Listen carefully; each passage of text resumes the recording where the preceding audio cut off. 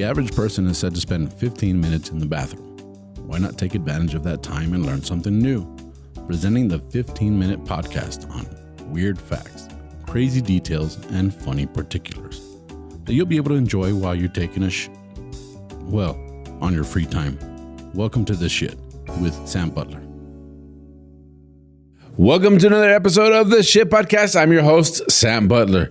I'm happy to be here, guys. I'm having a good time. We just shot Puros y Pistos podcast. If you're not familiar with it, it's my cigar, whiskey, beer, and wine podcast that I have with Luis Munoz.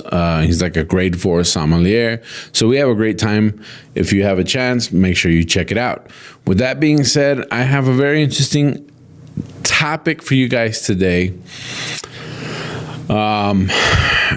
I know that for most of the U.S. market and maybe other places that might watch the podcast, this might not be applicable, but I'm actually going to talk about Dia de los Muertos, which is the celebration of death. Now, in Mexico, it's very interesting because in part of the Mexican culture, and I'm not sure about the rest of Latin America, but in the Mexican culture especially, it's very well known for celebrating death.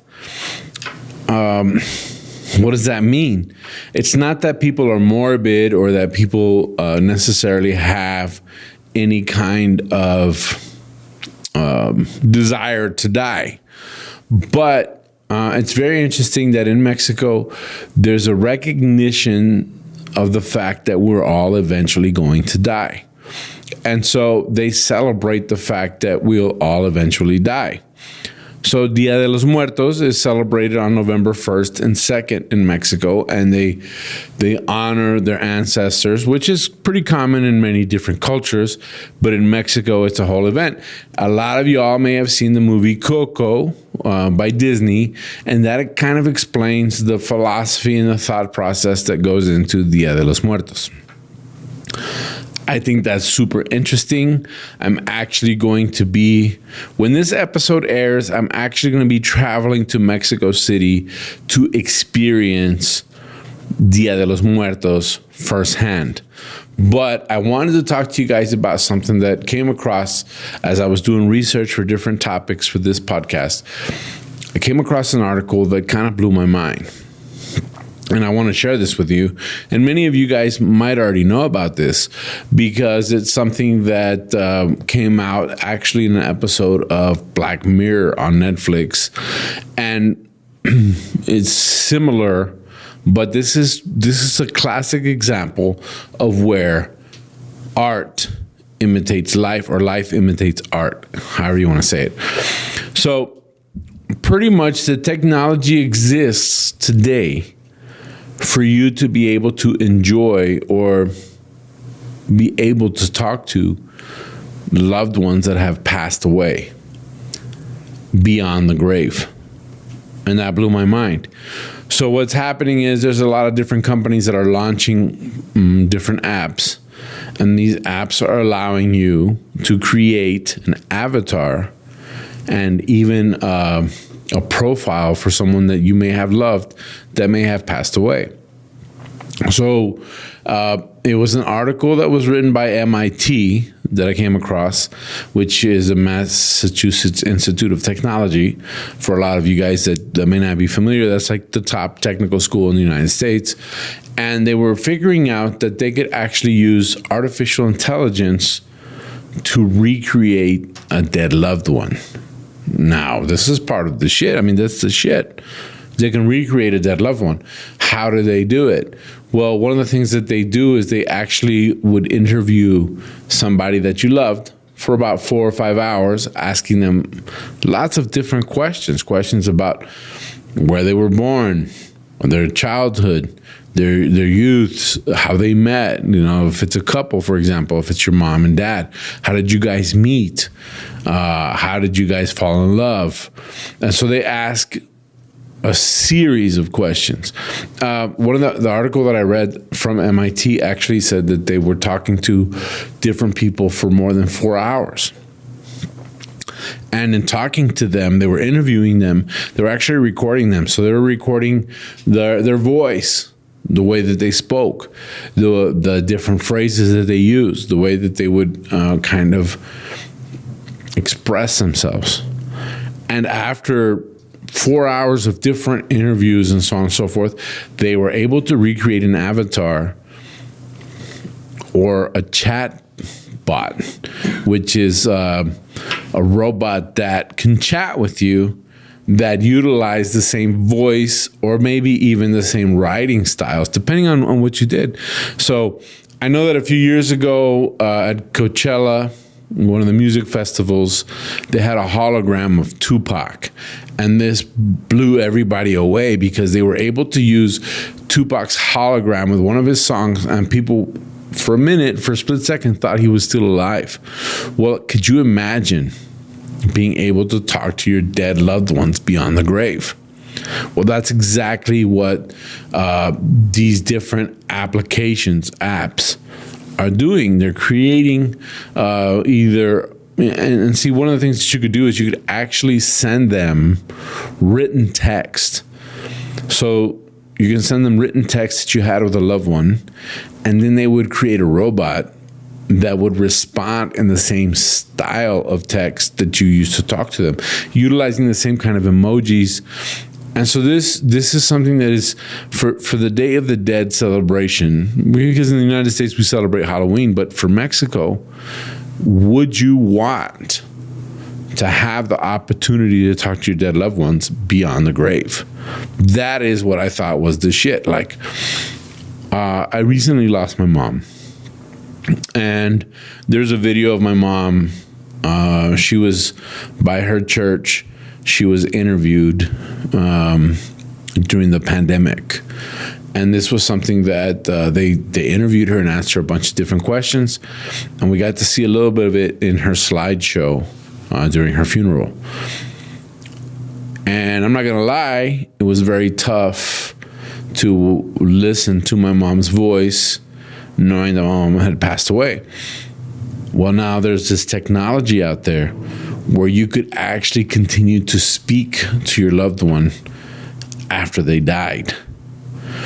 And it's done through artificial intelligence. So is that something, and that raises a lot of different questions. Like, is that something that is good for the grieving process? I think one of the companies is called Hereafter. Yeah, so you're able to create virtual family members that understand how to speak in the voice and mimic the voice of your family members. And you could ask them questions and they'll respond. Is that something that is healthy? That's one of the things that a lot of people are asking. Is it healthy to go through the grieving process where you can continue to speak to your loved ones and they respond to you in the way they normally respond? And there's limitations, because some of the artificial intelligence, the AI that's out there, said that the problem with it is that when you speak to them, they respond with generic basic questions. And at first, it sounds like you're speaking to maybe a robot, or it's a little tinny, like you're speaking to somebody that's actually locked up. And they use the example, this article used the example of speaking to someone who's locked up in jail, and you can hear the echoing. But the more you interact with this artificial intelligence, the more it becomes this person. Where you're able to actually revisit your family member, and then they talk back to you with the same voice that they had before they passed away. Is that something that's healthy, or is that something that's not healthy? I don't know. What do you think? That's something you can let me know in the comment section of this video what you think. Is that something that you'd be open to, or is that something that you're not open to? Now, this technology is advancing. So if you're able, especially during the pandemic, we had a lot of people that were very interested in this because they felt that they could lose their loved ones. And so they were in a hurry to try and get this going. There's a lot of companies that are trying to launch this type of technology. there's different varieties of technology. There's technology where you're actually chatting with the person or where you're texting them. There's technologies where there's a video interaction with them. So imagine having a video of your dead loved one that you can actually talk to, and it's kind of like Alexa or Siri, where you're actually talking to them, but they spoke to your loved one before they passed away, so they were able to get a bunch of different answers. So you could actually have this interaction where it feels like you're talking to that person. There's type responses. And so there's a lot of people that think that that's better left alone. Like the grieving process should be left to the person. Once they lose their loved one, they should just grieve that person. And then there's other people that feel like this would give them comfort. So that's what I'm asking y'all. What do you think? I mean, how do you feel about this type of technology? Is that something you'd be interested in? That's one. But the other thing too is, how does that affect us long term? Are we okay with grieving a dead loved one and then being able to carry on a relationship with them beyond the grave? Is that something that we really want? Let me know in the comments. There's a lot of different things that came up with this technology though. Like I mentioned, there's technology that you can actually see a video of the person and they can interact with you. So there's an avatar that looks exactly like the person. There's several cases where people were able to attend their own funeral. I know that sounds weird, but they pre-recorded hours. And see, that's another thing. They pre-recorded hours with this person of different conversations. And based on the way that person spoke in those hours of conversations, they were able to recreate an avatar that looked exactly like them and spoke exactly like them and mimicked their voice. And they gave an example of a lady who actually attended her own funeral and was able to speak to the audience during her funeral. And then eventually she said, well, that's it for me, guys. I'll see y'all later. Bye. And the audience broke out in tears.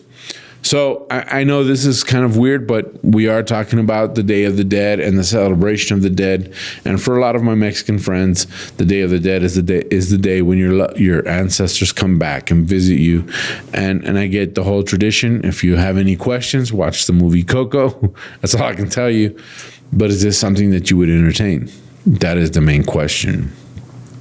It also raised a lot of different thoughts. Like, for example, what if the person that you create an avatar for, the person that you actually create this chat bot for, is still alive?